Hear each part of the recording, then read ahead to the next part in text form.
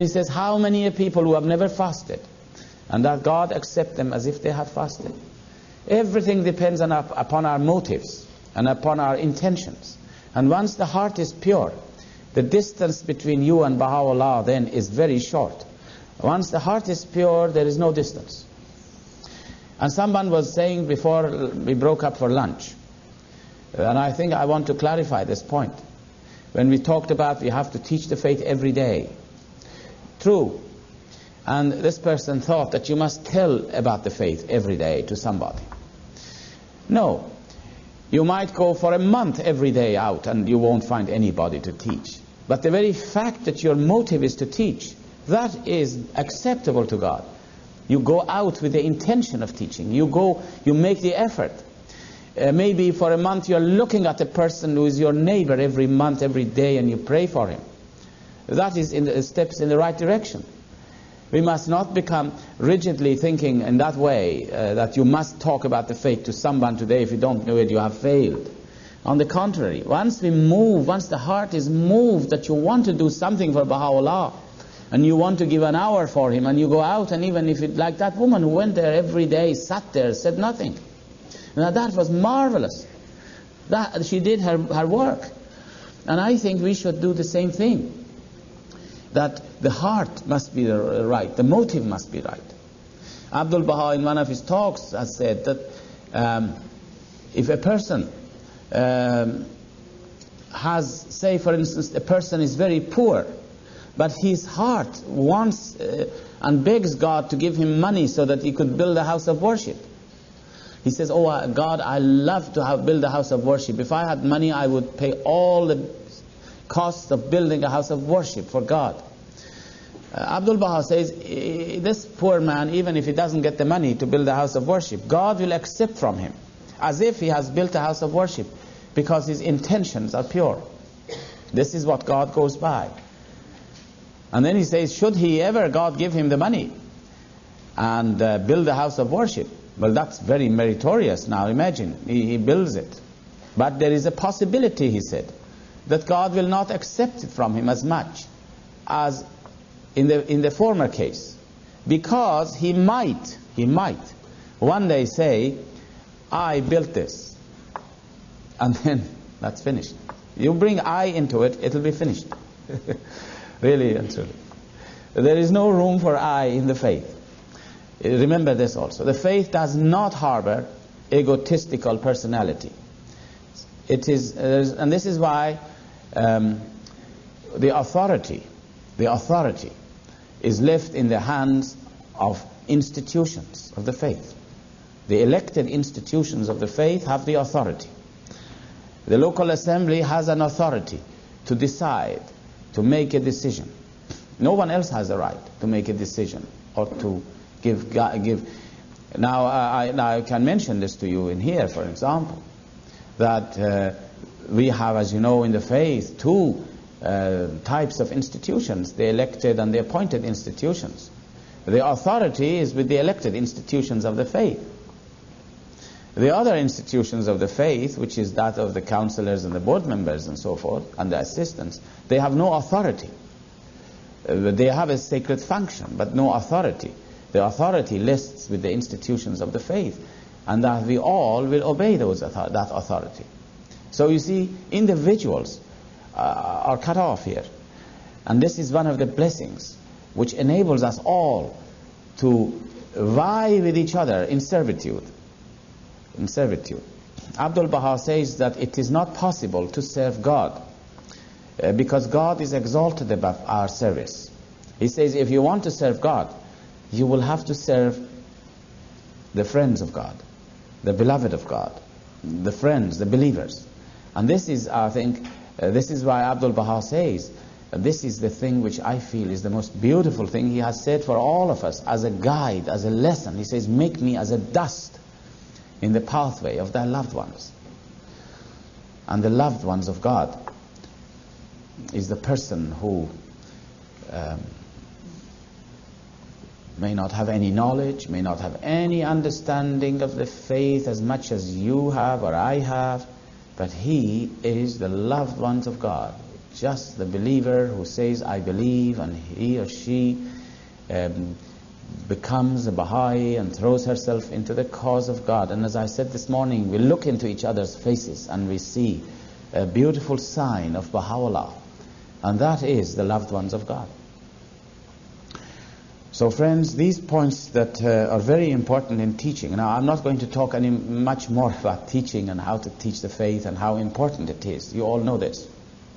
But I would say that if you wanted to forget everything that I have said this weekend, you can forget all of these things that I have said.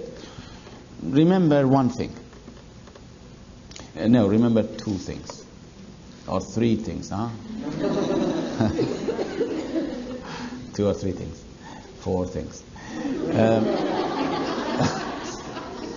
One thing is, remember this.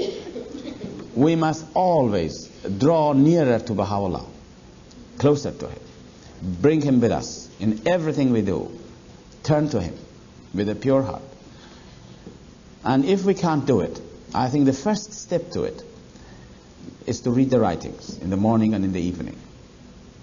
And then serve the faith. Just don't read it and sit there, but then serve, then go out, then do something. Give an hour to Baha'u'llah. And then things will change. Things will change. So one of the, talking about teaching again, I wanted to mention another aspect. Teaching, so you can see the difference which exists between teaching and proclamation of the faith, which are really for different purposes. The proclamation of the faith is designed to bring the faith into the notice of the public and give it prestige. Teaching is to confirm people.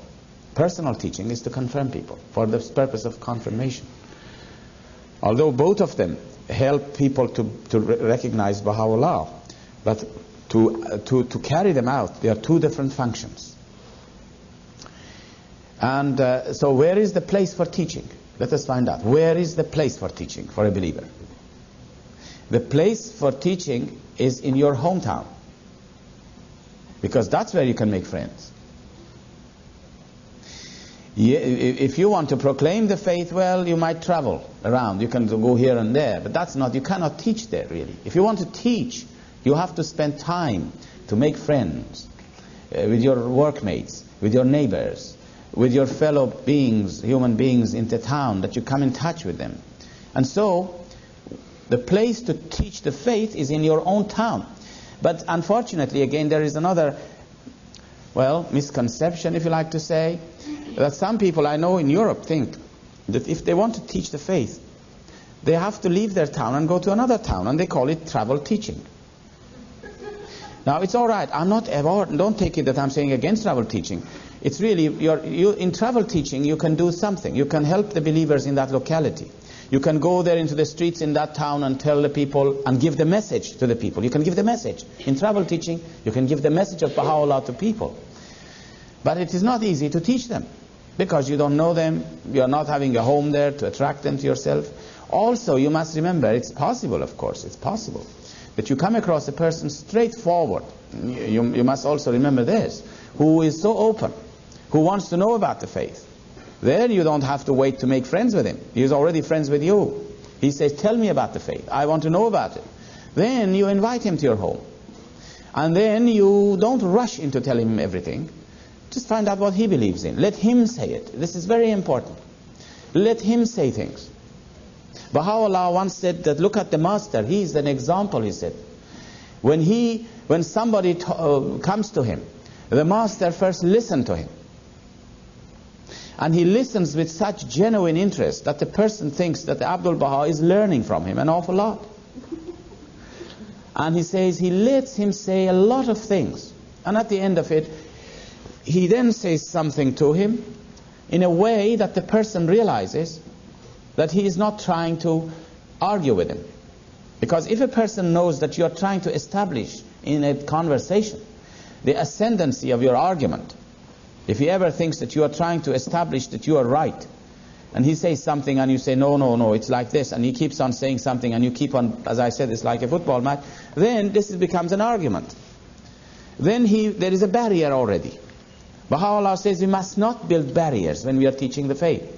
If ever the person thinks that you want to establish the fact that you are right, then he's going to have a psychological barrier there. He won't come to hear you. And even whatever you say goes over his head. He's not responsive. And he says, look at the master. He listens. He listens with such genuine care, and then when his turn comes, he just says one or two little things in such a way that the person becomes affected by it.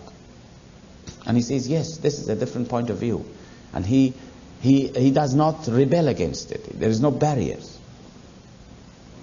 I have seen that in some gatherings when people are teaching, I've seen many people who are in firesides or public meetings, they teach the faith.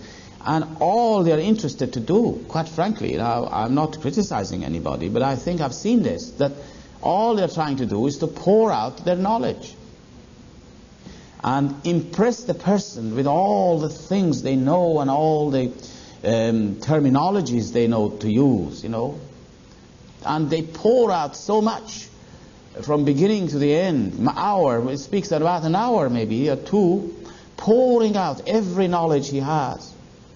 Well, this is, I think, not going to impress people. People will take it, may go home, and they may not come to you. But to attract somebody is when you give him the message with the spirit of humility. Very important, with the spirit of humility. Again, remember, when Baha'u'llah is with you, you can do it. But if you're alone, you can't do it. If you don't take Baha'u'llah with you, then you are going to become yourself and project yourself and your knowledge and all the rest of it. But when he is with you, one becomes very humble. Now, teaching is very important, and time is very short for us, really. I mention this because the world conditions will make it imperative for us that we should now really go out and teach. Now, I believe that if every Baha'i takes to heart this suggestion that I made in here to you, that 1 hour a day you give to Baha'u'llah, in your own ways, devise your own ways. And personal teaching need not be done alone. You can do 2 or 3 of you can gang together and teach. Really. Because often when you are 2 or 3 together, you can help. Somebody can open his home, somebody can make a cup of tea, somebody can talk, work together. But there is no need to organize yourself through committees. But just go 2 or 3 people together and do this personal teaching. And I know that in this community, in your country, people are very open. They are not like Europeans who are so closed, reserved, who are having so many traditions that they must observe. This nation is very free. And you have some beautiful natives here, which I say, I'm sorry I haven't been able to see them. I would have loved to see the natives, and I've seen 1 or 2 people here. And to me, they have a tremendous station in the faith. They are the people who have been under pressure and oppression, and the faith is going to bring them up into the open and give them, they are like little flowers which have been growing in the shade. Now the sun of Baha'u'llah is going to shine on them and make them very beautiful people. And you have this crowd amongst yourselves. And I believe that if all of us together determined to give 1, 2, 3 hours a day to Baha'u'llah for teaching actively, go out, and if nothing happens, come home again. You've done your job. Just like that woman. And then put your trust. Another thing you can do, you can test Baha'u'llah. Try him. See what he'll do to you.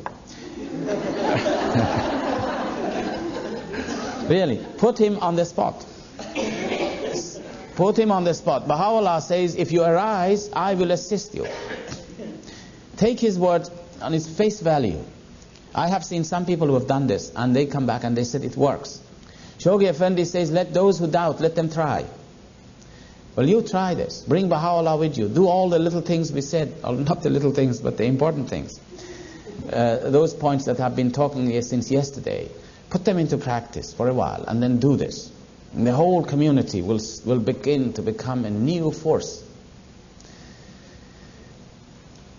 And I know that you are very blessed to have here marvelous institution of the counselors, a marvelous person who is here working with you, and the board members who also are the embodiments of really detachment and love for you all. And what I've heard, they're so loved by the friends that you have got everything to your advantage. When I said time is very short, I'll tell you a story here to just remind you of it. This is a Persian story again. And in order to tell you the story, I have to first bring you up to some ideas that you may not be familiar with. In Islam, it is said that on the Day of Judgment, they are going to have a big bridge set up. God will establish a huge bridge, long bridge, which is 70,000 miles or something long. And they say it is sharper than the sword, and it is hotter than fire, and it is thinner than a hair, and you have to walk on this. Why would you like that?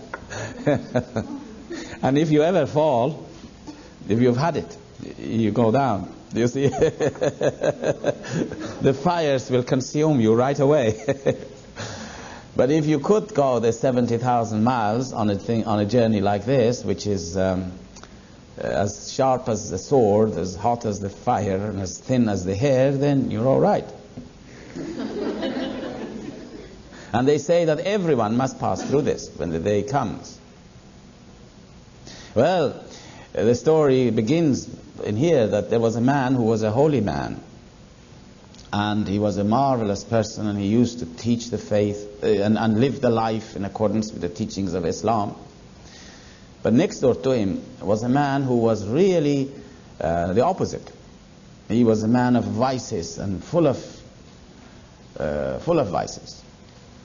And in Islam, it is a commandment that every individual must tell, if you are a good man, you must help the bad man to live a good life. You have a right to go and tell him, why do you live like this? Come and live like me, for instance.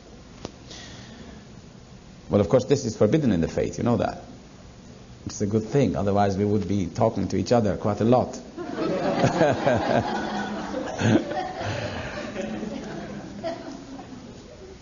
Now, this man one night had a dream. This holy man had a dream one night. He dreamt that the day of judgment had come, and this huge, long bridge was set, and people were being questioned, and then they put on this bridge, and they had to go. And this man, of course, being a holy man and have lived his life all in accordance with the teachings of God, he had no trouble. He said, I went on this bridge like anything, just like walking in the big highway. For him, there was nothing. He went on. And he found this is great. Oh, it's a marvelous thing. I've lived a good life now. I'm now getting the results. And I go on this bridge so easily, no problem.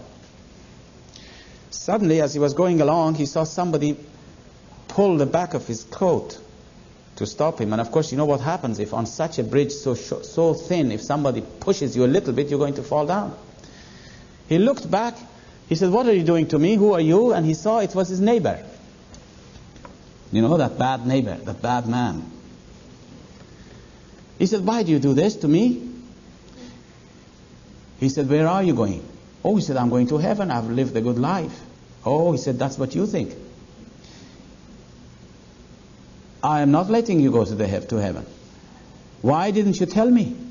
Why didn't you help me when you were my neighbor? Do you think I'm going to let you there? Oh, no. And he pulled him down, and the two of them went down, and the fires consumed them. That was the end of him. And he woke up. And he woke up and he realized the significance of this dream. And middle of night, he woke up his wife, and he said, this is what I've dreamt. I should have helped this man next door to me. I should have taught him the faith and helped him. And so he put on his coat and his clothes in the middle of night to go and tell him. His wife said, why are you doing it now? Just wait till tomorrow morning. He said, how do I know I'm going to live till tomorrow morning? I have no time. I must tell him. Now I think this is really a very good story for us. And someone described hell being in the next life, when all our friends come to us and they tell us, why didn't you tell me? That'll be hell. And I feel that this is true. We must really arise and tell everyone who comes across, anyone we see, we must give him giving him the message and attracting him and gradually teaching him the faith. We must not be in the habit of wanting things to happen instantly. You see, we are so much living in a world of instant things, instant coffee, instant potatoes, instant things. You press the button and things, of course in America here it's like this, is it? You press the button and things will happen for you. Now, you cannot have instant Baha'is. You have to teach them, you have to spend time with them. That's why Abdul Baha says at least one person in a year you can bring into the faith. I remember, I'll tell you one story here, and just to give you an idea of how one teaches the faith with great wisdom. You have to use wisdom here. Now in Ireland, where we live, people are really devoted to Christianity. They are marvelous, marvelous people who have religion in their hearts, and they are attached to religions. They're mostly Catholics. Beautiful people. And they live such a life. You remember yesterday I was telling you the story of the chandeliers, the beautiful crystal lamp hanging. They are there. They are not lighted, but they are there. And once they become Baha'is, they become marvelous Baha'is. Now, they are very attached to their faith. And you have to know how to teach them. You have to know how to teach them. If you suddenly go to them, have you heard of the Baha'i faith? Do you want me to tell you about the Baha'i faith? He runs away like as fast as you can think. He wouldn't want to hear it because he thinks this is something wrong. And this is very natural. You have to gradually cultivate them. We had a neighbor a few houses away, and my wife was very fond of her. And we were very fond of this woman. And we really began to pray for her. We thought this would be lovely if she becomes a Baha'i. But she was a very staunch Catholic.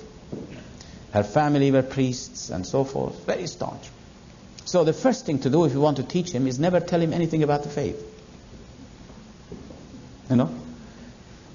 You just pray for him. And embrace him in your love, in your heart. And we did this. We had some children, and she had some children, and the children were playing together. And this woman would come to our house and see some Baha'i articles, and she knew we were Baha'is. She would never dare to ask a question. She was telling us, I was frightened to say a word. Never.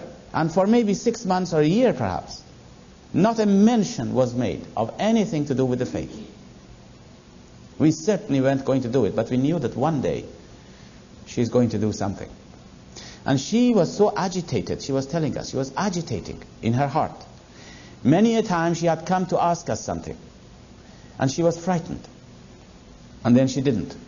Now you won't know these things unless you are a staunch Roman Catholic. Beautiful people, beautiful. So one day, after a long time, she brought herself to the point of asking my wife, how do you teach your children? What is the principles that you teach your children with? She wanted to know. Bringing up children. Well, that's a good subject.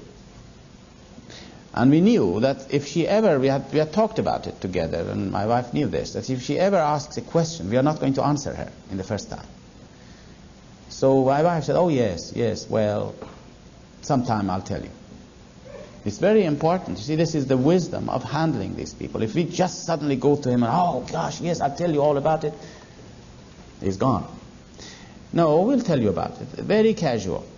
And after about a month or so, we knew she's going to bring it up again. And it came up eventually that, oh, well, what about that thing you were going to tell me? Oh, yes, I forgot about it. All right.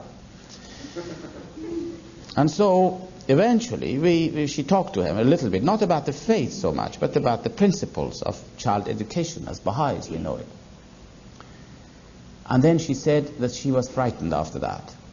She told us. She wouldn't come and ask us anymore, and we knew this would happen. She wouldn't come near us again for a good while. But then she couldn't help it again. And eventually, I'll make it very short for you, she came and she asked this time about the faith. And there again we knew we were not going to tell her right away. Oh no, well, my wife said, oh yes, well, I'll tell you sometime. Sometime I'll tell you about it. And then when the next time came, and after a while, all we gave her was a prayer book. Just give her a prayer book. That's the best thing you can give to a Roman Catholic as an introduction to the faith. And she said that when she got this prayer book and she read some of the prayers, she couldn't sleep that night. And then she hid the prayer book away from her sight. You see, this is a very good thing that's happening. The forces are entering within her and the reactions are building up. Obviously, it's being affected already. And we knew that this will happen. And gradually, she comes forward.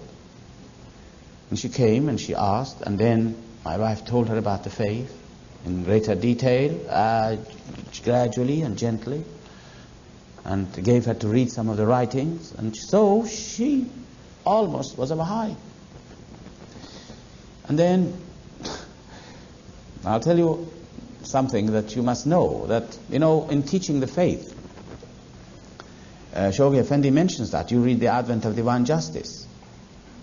He tells us, he makes us to understand that it is not wise always. Now this is not, mind you, a universal law, but it is very helpful in many cases, that when you're teaching the faith to somebody, you must teach him, yourself and your friends. That's all right, bring your friends to help. But you don't have necessarily to show him to the Baha'i community, because the Baha'i community may have some Baha'is in them who, by virtue, say for instance in this country or in America, I don't know what it is, I hear there's a lot of race prejudices in America, isn't it right? I hear that. Well, supposing you have a man, you're teaching him and he's white, and he's coming close to the faith, or somehow you're teaching him the faith and say, now let's go and see the Baha'i community. And then he sees all of them sitting there, they are all colored. Well, he's going to run away because he has prejudices. He's not a Baha'i yet. You see now? The prejudices that he has not yet gone. So we must not give them tests, unnecessary tests. And this is why Shoghi Effendi says that when you teach the faith, you have to teach it with wisdom. You have to be sure who is going to be the right person to meet with that person, because he's in his early stages. And so this lady had reached the point that she said, now I want to come to one of your meetings to hear about it. And she said, if I could be the one who would be speaking. So I said, all right, well, if she wants me to speak, let us arrange a meeting in some Irish friend's home and invite 2 or 3 Baha'is, and then I'll go and we can talk. So the night was set. And half an hour before we were due to leave to go to this house, because by then we have moved our residence from there, the host telephoned and said, the house is full of people and a lot of Persians and others have come. They have heard that I was going, and the whole house is full. Now I knew this is bad for this lady. If she now comes up and sees this Baha'i community the way we are, consisting of so many different backgrounds, she's going to probably go through a great unnecessary tests. So I'll tell you what I did. I had an excuse not to go that night, and we canceled the meeting. We arranged it some other night. These things are hints that we should bear in mind. These are because people have prejudices. They are not ready. Of course, now she's a marvelous Baha'i, beautiful Baha'i. And all these stages are past. You see, in England, for instance, there is a great deal of class distinction. In here, you don't have probably class distinction. You have color distinction. And the class prejudice is such a subtle thing. We have no English people amongst us, have we? I can say some things about them, can I?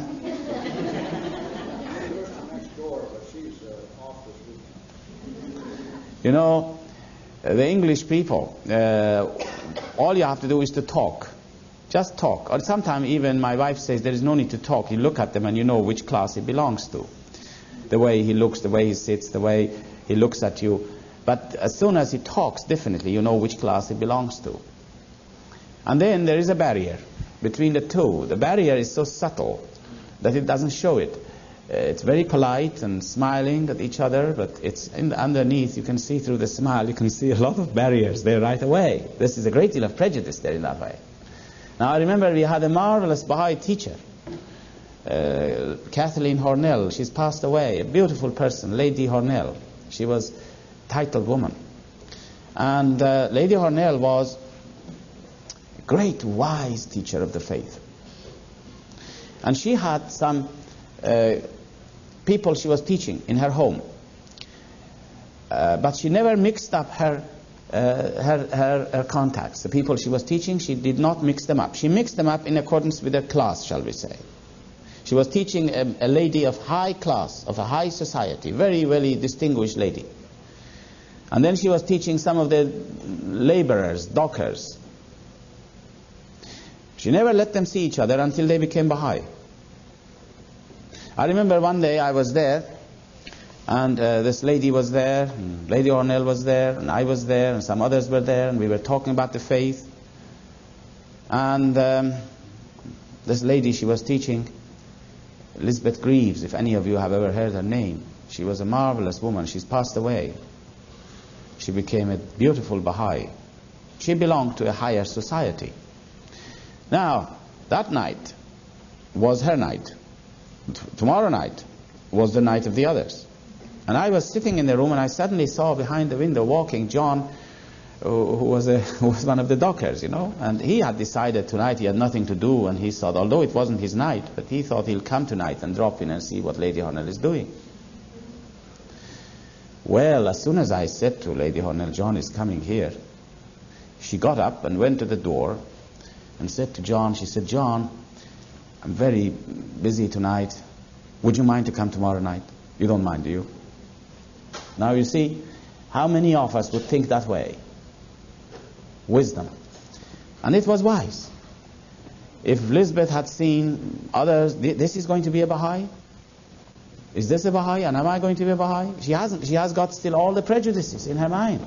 She's not a Baha'i yet, to get rid of the prejudices. And this is why I feel there are many things. You should read The Advent of Divine Justice, really. This is a letter that Shoghi Effendi particularly wrote to the American Baha'is. After he gave us the 7-year plan to the American believers, he wrote The Advent of Divine Justice. Now, if you read that book, it gives you all the prerequisites for teaching. Keep on learning and deepening in it. And now that I'm talking about deepening, let me talk a little bit about deepening, because it's a very important subject. I didn't mean to talk about this, but let us talk about a little bit about deepening. Deepening often is taken to mean that you must attend classes and learn and read. But often deepening, this is one form of deepening, which is not bad, and it may help to read, but I think the real deepening comes, the fruit of deepening, the sign of deepening is when your love for Baha'u'llah increases. If you go to a study class and when you come out of it, if you find that your love is increasing, then you have deepened in the faith. But if you find only your knowledge has increased, then we must bring a balance in here. The balance is not right. Because the real deepening comes to us when we understand. In Arabic, there are 2 words which are very clear words, and they mean 2 different things. One is called ilm, which is knowledge, translated into knowledge. The other one is irfan. Irfan is very difficult to translate it into one word. It means understanding. Sometimes Shoghi Effendi has translated it as understanding. But it is really more than understanding. You can't just bring it in one word. It is knowledge. Irfan is knowledge, plus which results in understanding, recognition, penetration of your thoughts into mysteries. All these things together makes it irfan. Let us use the word in Arabic as it is, or understanding. Either we can call it understanding or Arabic. Now the thing to do, the thing to learn, knowledge is something that you acquire. You learn knowledge by reading and by studying things. And then your mind will store it, like a computer. And anytime you want it, it comes out again, back to you. And some people are very good at it. They have good memories. They act like as good computers. They learn from this and learn from that and learn from the other, and they add them together. They act like an encyclopedia sometimes. Well, it is good. Knowledge is very important, and we must have this. But really, it is not essential, in a sense, when you're comparing it with irfan. The goal of life is to acquire irfan. Irfan, let us call it understanding. And in order to acquire irfan, Baha'u'llah has told us what we should do. And I'm going to tell you exactly in a few minutes. But let me first say that there may be people who know a great deal about the faith. They have the knowledge of the faith. There may be great scholars of the faith. They may write books about the faith. They may know anything you ask them, he tells you where it is and where to find it. But this is not a great, it's not as great. It's not a great thing as great as having irfan. They are acting like encyclopedias, like a computer, something which has accumulated all this knowledge. And as Baha'u'llah says, they usually steal it from one another, and they pride themselves in it. We have had many such people in the faith, or we have them probably, I don't know, scholars who write books, who say things, they know things. But the man who has irfan, he may not be even educated. But you ask him anything, and it comes out of his heart. It wells out of the heart. The knowledge wells out of the heart of man. The knowledge of God wells out of the heart, just like a spring. Baha'u'llah has confirmed the Islamic saying that knowledge is a light which God throws in your heart. Baha'u'llah confirms this. He talks about it in the Kitab-i-Iqan. Knowledge is a light which God casts in your heart. What a strange place for knowledge. Because often when you say this to people, people say, well, the heart is not a place for knowledge. It's the mind which is a place for knowledge. And it is true. But how can the knowledge of God be cast in the heart of man? And this is what is the difference between knowledge, ilm, and irfan. Irfan, which is the recognition, which is the understanding, comes to the heart of man, and then the mind will pick it up and understand it. But it dawns in your heart, because Baha'u'llah says, your heart is the place, is my home. I'm paraphrasing it. He says, your heart is where I will come into it. He will not come into your mind, he'll come into your heart first. Heart is a place of love and warmth. We have two focal points in our bodies. One is our mind, which is the center of intellect, which is very important center. We are not trying to underestimate it or undervalue it. And the other focal point is the heart of man, which is a center of love and warmth.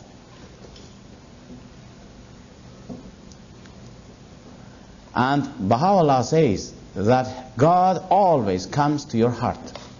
He says, this is my home. And many a times he says in the hidden words and other tablets, he says, many a times I came to your heart, my home.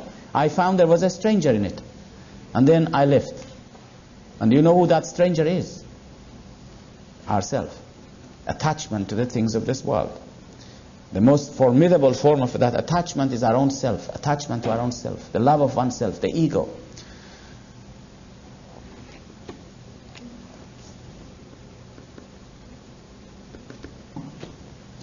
So, he says, I came many a time and you were not there, or the heart was full of the strangers. And then I left and I went. So you see, the knowledge of God comes into our hearts. And then the mind will pick it up and will understand it. Now this is what we should aim for as Baha'is, for deepening. That our hearts may become the recipient of the knowledge of God. Whether we have education or not, it doesn't matter. Whether we have knowledge or not, it doesn't matter. And Baha'u'llah tells us what should we do that we may acquire this quality of irfan, understanding. If you want to know what he has said, read the opening chapter, the opening passage of the Kitab-i-Iqan. He says, no man No man shall attain, I am paraphrasing his words, no man shall attain unto the shores of the sea of the sea of understanding. He uses the word irfan, which is translated into understanding. It's that word he has used. No one will ever acquire to understanding, the shores of the ocean of understanding, unless and until. Now, if